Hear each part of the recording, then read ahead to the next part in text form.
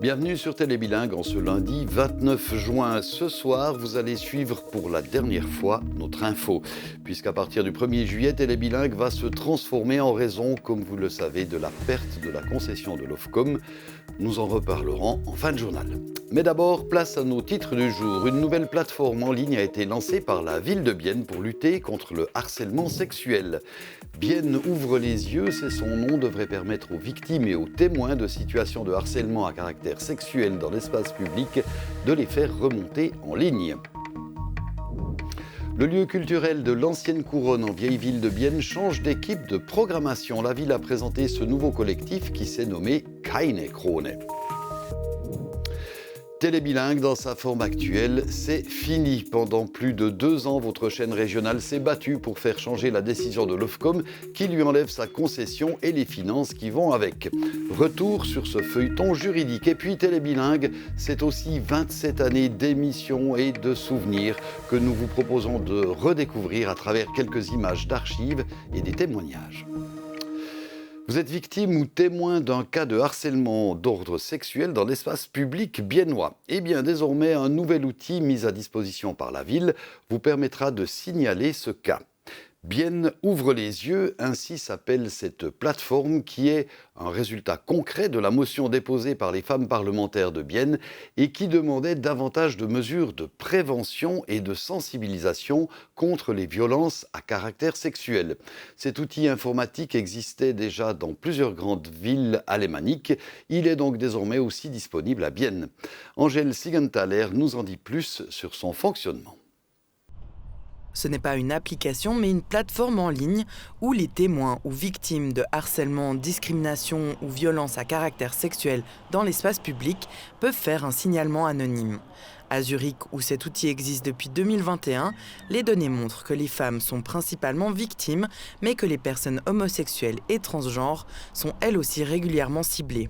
En fait, c'est des violences que la communauté queer vit au quotidien, vraiment. Enfin, ça se décline après selon les identités queer. Enfin, c'est pas pareil d'être lesbienne en 2026, c'est pas pareil d'être trans, etc. Donc c'est des violences qui se déclinent, mais c'est des violences qui sont là, et donc c'est quelque chose qui permet vraiment de rendre visible et de porter aussi une attention particulière à ça, pour justement ensuite agir contre sur le plan systémique. L'outil permet de signaler un large éventail de situations, d'une remarque déplacée ou d'un regard insistant jusqu'à l'agression physique. L'objectif est de rendre visibles toutes les formes de violence dans l'espace public.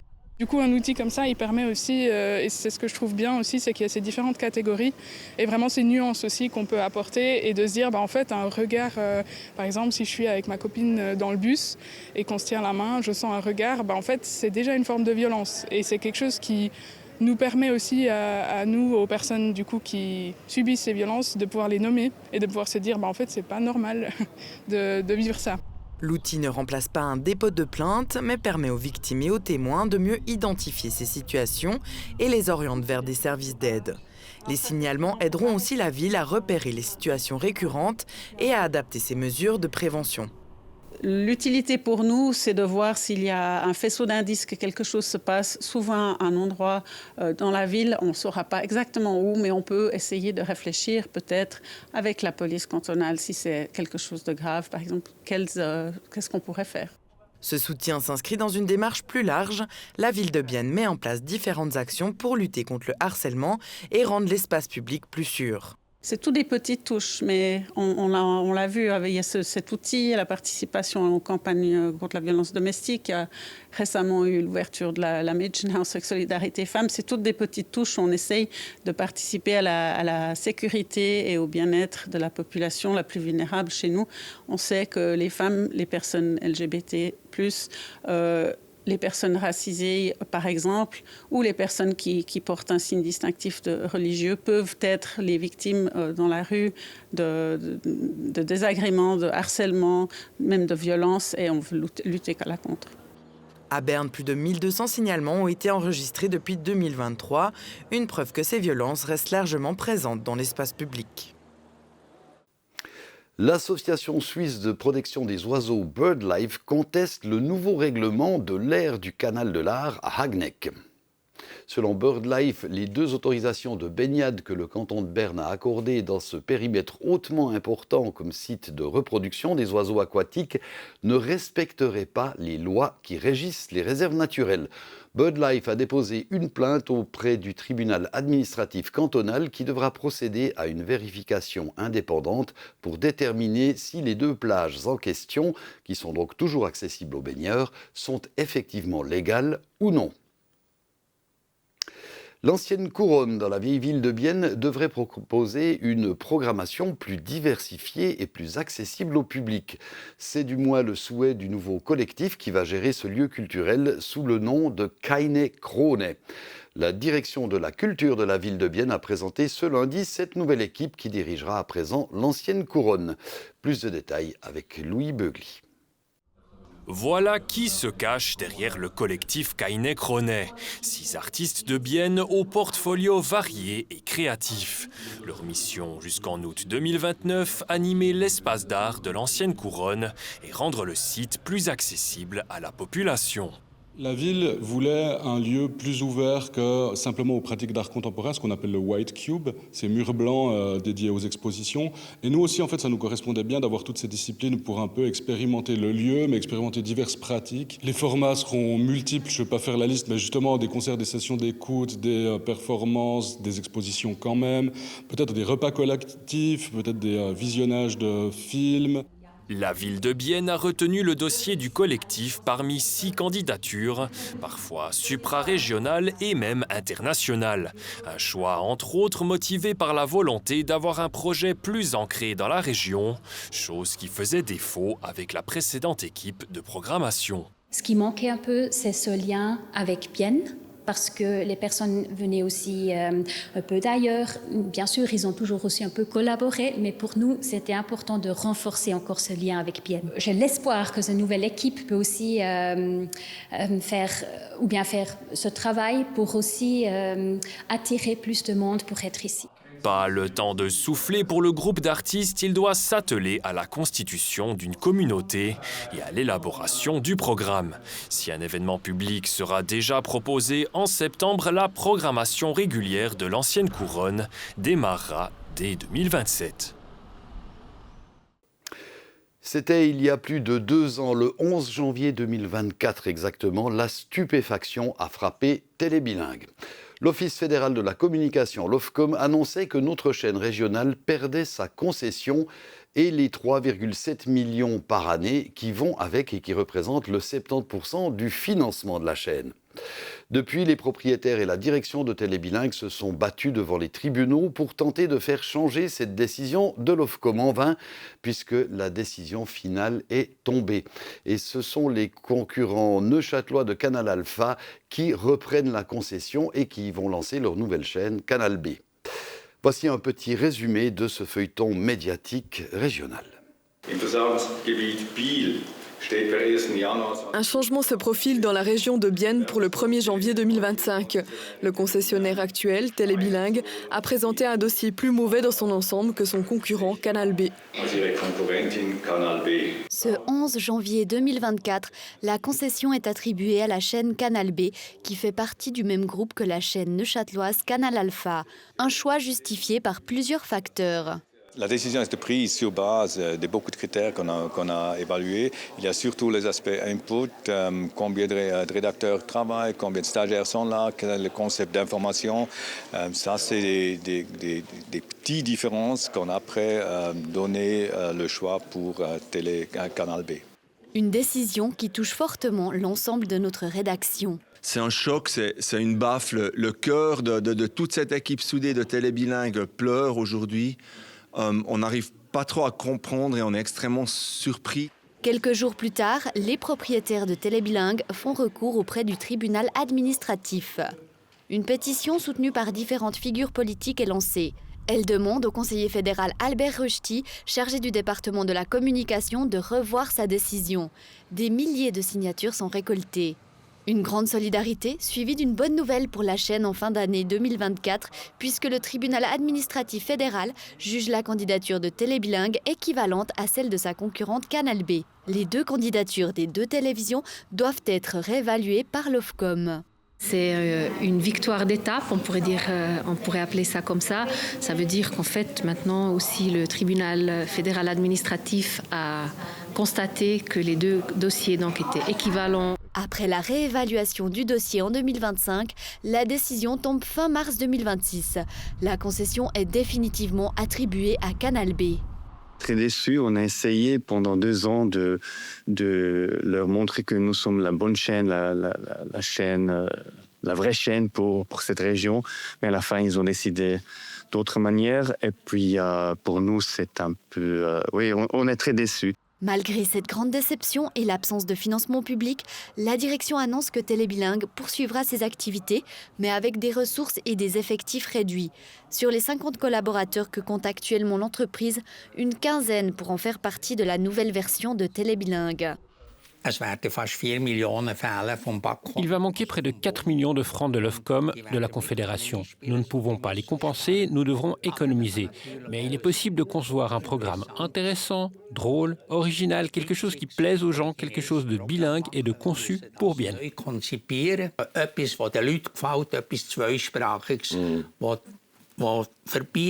Das Programm, das keine Konzession verlangt, machen wir ja vor allem für ein älteres Publikum. Ce programme qu'exige la concession est surtout fait pour un public qui devient toujours plus âgé et toujours plus restreint. Dans cette perspective, ça peut aussi être une délivrance de ce corset que la concession représente aussi. On le voit aujourd'hui, l'image animée est ce qui marche aujourd'hui. Et ses compétences, Télébilingue ne va pas les perdre. Pour tous les employés de Télébilingue, ces 2 dernières années ont été particulièrement intenses, riches en émotions et parfois difficiles à traverser. Mais la famille Télébilingue est restée soudée et a poursuivi sa mission avec passion. On a tout donné pour continuer de vous offrir une information régionale de qualité.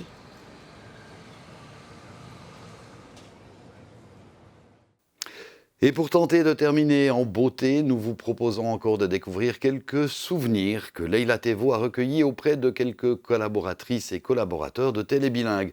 Des anecdotes qui remontent jusqu'au tout début de votre chaîne régionale. Guten Abend, liebe Zuschauerinnen und Zuschauer. Wir begrüßen euch ganz herzlich zu den ersten News auf Télébilingue. Madame, Monsieur, bonsoir. Nous sommes heureux de vous accueillir pour la première émission de Télébilingue. Voici tout de suite les titres du journal de ce lundi 15 mars. L'aventure Télébilingue a commencé il y a 27 ans. La toute première émission a été diffusée le 15 mars 1999. Et les curieux ont assisté nombreux à sa diffusion. Celui qui a lancé l'aventure en appuyant sur le bouton, c'est Roland Eaton. Au prochain top, il sort.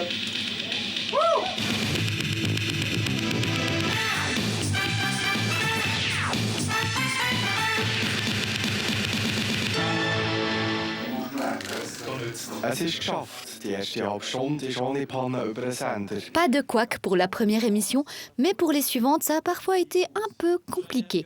Retour sur ces 27 dernières années avec les collaborateurs et collaboratrices de la chaîne. Une jolie anecdote naturellement, c'est qu'en première année, en 1999, des fois on n'était pas encore prêt à 7 heures quand tous les gens ont attendu l'émission. Et puis on a dû mettre un tableau pour 8 heures, commencement de l'émission. Mais ce n'était pas la raison qu'on a pris l'apéro encore. Mais des fois on avait un problème technique au début, la première année, mais des fois on n'était pas encore prêt avec le programme. Ich gratuliere, es ist eine Fernsehsendung, die man schauen kann. Das Bild wackelt nicht und die Berichte sind gut recherchiert und auch vertieft. Pour les tremblements, ça dépend tout de même un petit peu des journalistes.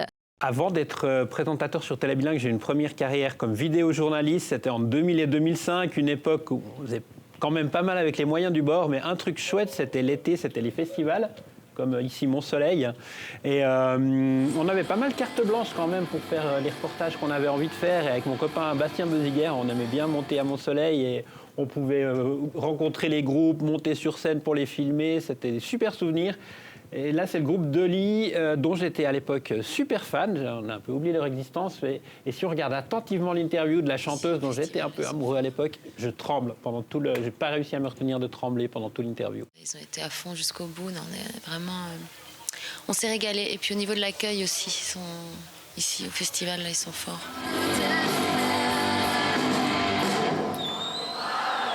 D'une ambiance électrique à une ambiance plus calme. La zénitude. C'est pas tout à fait le cas au début des années 99, quand j'ai commencé à Télé Bilingue. En exclusivité pour Télé Bilingue, le patron biennois a ouvert les portes de l'antre sacré de son siège, de l'entreprise Swatch Group. Pour une visite très personnelle, Alain Arnaud était sur place. Il y avait beaucoup de pression, beaucoup de stress et beaucoup de fumée. Et oui, je fumais à l'époque. Et figurez-vous qu'en courant entre 2 interviews, un reportage à faire, 2-3 montages, eh bien, je prenais une cigarette à mon ordinateur et je m'en donnais à cœur joie. Jusqu'au jour où j'ai dit stop, parce que je me suis vue avec cette cigarette que ça avait pris des proportions incroyables et pas très bonnes pour ma santé. Donc j'ai pris cette cigarette, je l'ai jetée dans la corbeille, j'ai jeté mon paquet et depuis lors, j'ai arrêté de fumer. Comme quoi, la télé, ça peut faire du bien. Il n'y a pas de jour type Nicolas Hayek, ça n'existe pas.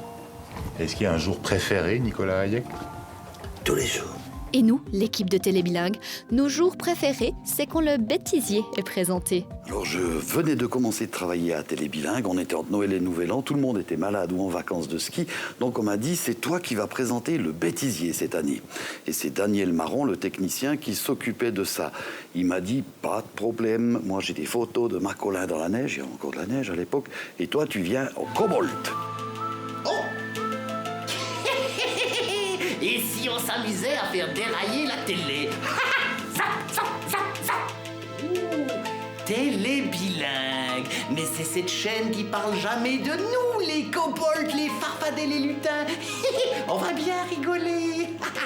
Et Thomas Loseley n'est pas le seul à avoir abusé du fameux fond vert dans lequel Télé Bilingue a investi au début des années 2000. Attention, ça fait un peu mal aux yeux. Couette. Oh, j'ai toujours rêvé d'être une chenille. Oh, c'est génial. Oh, j'ai des ailes. Oui, alors je vais dire, oui. Bon, Dominique Antonen, est-ce que tu n'as pas un souvenir un peu plus sérieux à nous raconter? En 2006, j'ai participé aux 5 km de Bienne. Alors c'était aussi très émotionnel parce qu'il y avait toute la préparation derrière. Donc c'était vraiment des mois de préparation. Donc aller faire des entraînements avec des spécialistes qui me disaient comment il fallait manger, comment est-ce qu'il fallait m'entraîner. Après, il fallait trouver le caméraman qui était d'accord de passer toute la nuit avec moi. Et oui, toute la nuit avec moi, c'est pas simple toujours.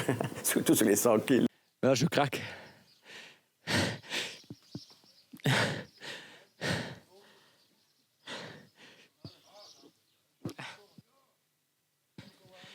Das ist ja durch. Also ich wusste, mir fehlt ein Training, ist klar. Aber jetzt bleiben noch 23,5 Kilometer. Also Je pense que le plus beau clin d'œil que j'ai eu après cette émission-là, que j'ai dû abandonner malheureusement sur blessure, c'est les participants eux-mêmes qui nous avaient écrit à la télévision en nous disant c'est vraiment génial parce qu'on a vu que tu étais vraiment au cœur de tout ça. C'est pas fini, il reste 2 secondes. Du sport et des émotions fortes, il y en a eu sur Télé Bilingue. Das war auch ein unglaublicher Moment, wo wir das Live-Spiel von der Liga, vom 4. Match Liga-Qualifikation gegen EHC Basel können machen und Biel gewonnen hat. Das ist in Erinnerungen, das ist unglaublich. Und das ist auch nur zustande gekommen, weil die Werbeverkäufer haben in kürzester Zeit eine riesige Summe Geld zusammengebracht, für das wir das überhaupt kaufen konnten.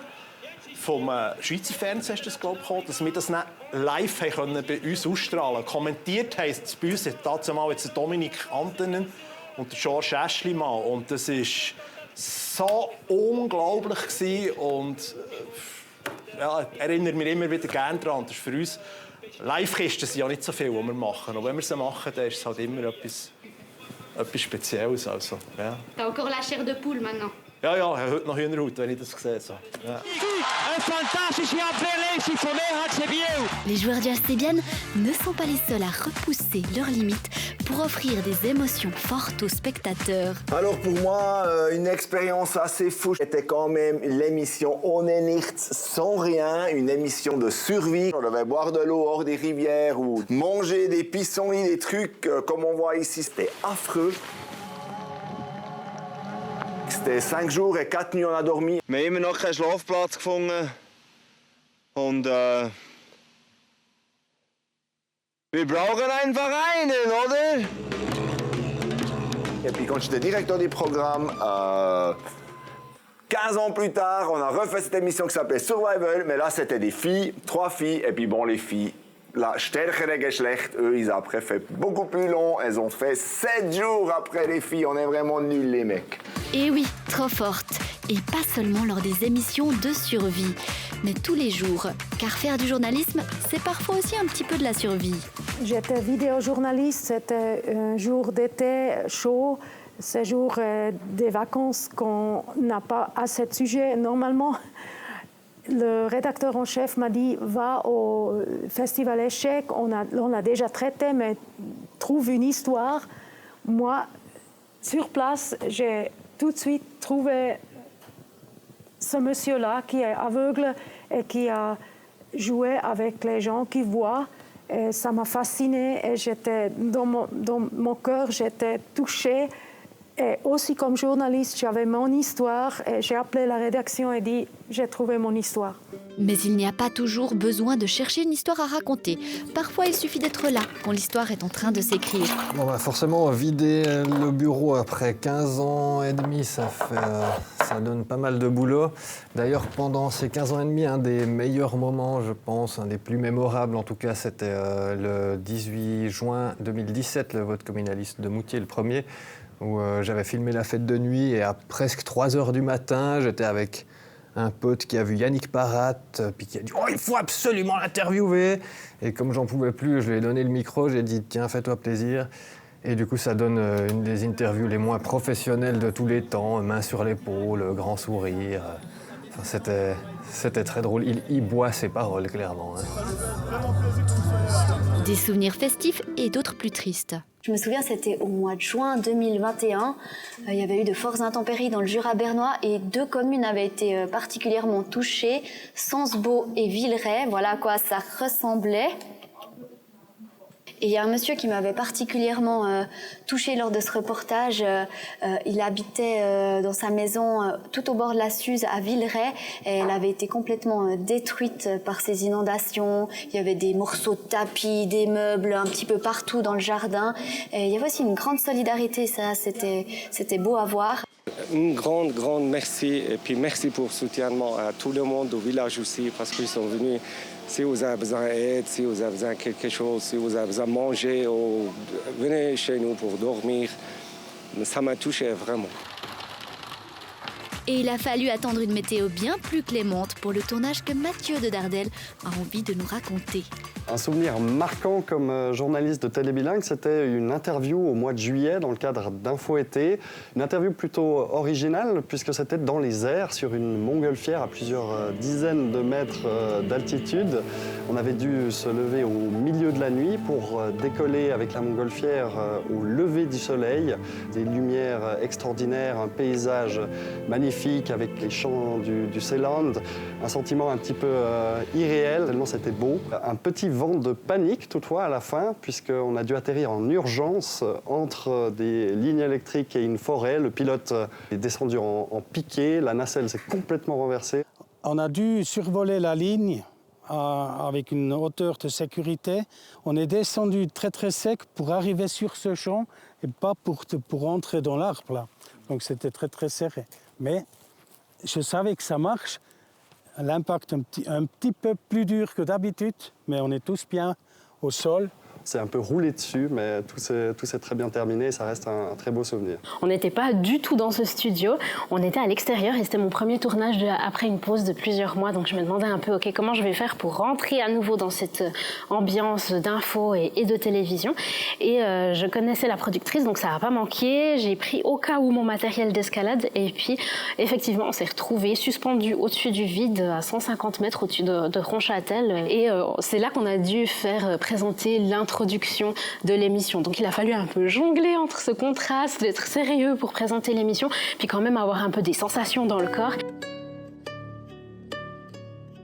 Aujourd'hui, on a enfilé baudrier, chaussures d'escalade et puis je me trouve à Plagne. Transmettre des sensations aux téléspectateurs, c'est le rôle des journalistes.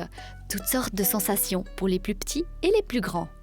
Un très bon souvenir je garde de Télébilingue, c'est qu'en fait je voulais faire ma première émission Ein Tag en 7 minutes, donc notre format portrait chez Télébilingue. Et on m'a dit, oui, tu peux faire un Ein Tag, mais il faut que tu le fasses sur le Père Noël et surtout que tu fasses croire aux petits-enfants que c'était le véritable Père Noël. Et puis pour ça c'est parfait parce qu'en fait j'ai trouvé un monsieur qui a naturellement une superbe barbe blanche et qui jouait le Père Noël en fait chaque hiver. Et le plus drôle, c'est qu'on est même allé dans un élevage de cerfs. On ne pouvait pas aller dans un élevage de rennes, mais on a intégré ça dans le reportage avec le Père Noël qui disait que avec l'inflation, ça coûtait moins cher de faire avec des cerfs. Donc en fait, on a beaucoup rigolé, on a vraiment pu imaginer plein de trucs, beaucoup de choses créatives. Je vais garder toujours un très bon souvenir de ça. D'autres souvenirs enneigés hantent les journalistes de la rédaction. Il y a une année et demie, j'ai commencé en Télébilingue avec le premier jour à faire un reportage sur les husky chiens dans le Jura. C'était vraiment froid, moins 10 degrés, et je suis habillé vraiment pas tellement pour l'hiver. Mais dans ce reportage et aussi des reportages suivants, j'ai toujours vécu des situations très humaines, très proches avec des gens. Mais aussi à Télébilingue, dans le bureau, travailler avec les gens, on était vraiment un super team et ça, je prends avec moi. Et Barbara Rully a rejoint cette super équipe il y a 2 ans, dans un moment particulier, lorsque la chaîne a appris la perte de sa concession. Moi, je suis arrivée dans un moment à Télébilingue qui est très spécial parce qu'on a perdu la concession, mais en même temps, j'ai senti que le team veut vraiment continuer de travailler, de faire des émissions dans les 2 langues, français et allemand. C'est vraiment le bilinguisme. Hat darum einstimmig entschieden, dass niemand scheiße. Sprich über Gott, aber auch über Tiere. Und es ist ein bisschen zwischen der Kühe en deux chaises. Ist der Arsch zwischen 2 Stühlen. Ja, 20% ist natürlich eine sehr hohe mauvaise langue. Avec le caméra, avec la lumière, le texte et aussi le son, c'est vraiment le multitasking. Et d'être un part de ce team, c'est vraiment chouette. Télébilingue ist eine Familie und wir Mitarbeiter sind eine Familie. Und ja, es fängt einfach. Une famille qui a envie de vous dire merci pour tous ces beaux moments partagés durant toutes ces années.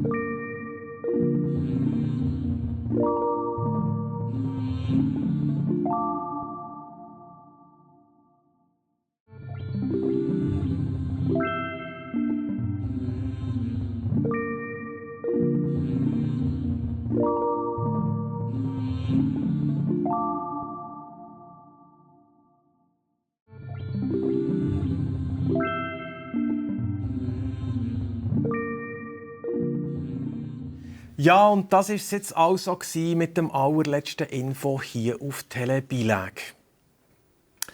Et nous avons décidé de nous quitter à la Télébilingue, eh bien en version bilingue justement.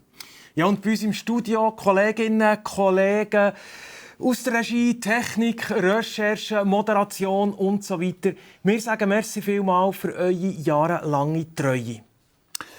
Oui, quant à moi, j'ai eu l'immense privilège de pouvoir rapporter les informations de notre région pendant 22 ans et de découvrir une foule de gens et de gens très particuliers de ce coin de pays, pas tout à fait comme les autres.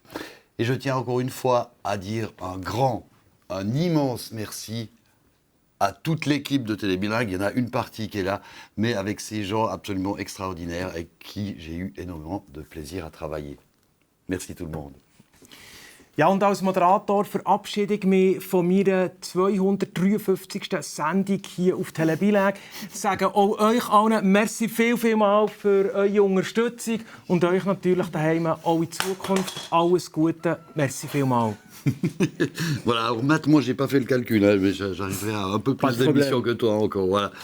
Voilà, au revoir et pas encore tout à fait adieu, puisqu'on se voit encore demain. Demain, on va faire une super émission rigolote. Tout le monde sera là. Vous verrez plein de gens que vous ne verrez pas, que vous avez jamais vus d'ailleurs à Télébilingue. Tous ces gens qui travaillent dans l'ombre, que ce soit les journalistes, les techniciens, l'administration et tous ces gens-là qui ont fait vivre votre télévision. Allez, on s'arrête là. À demain sur Télébilingue.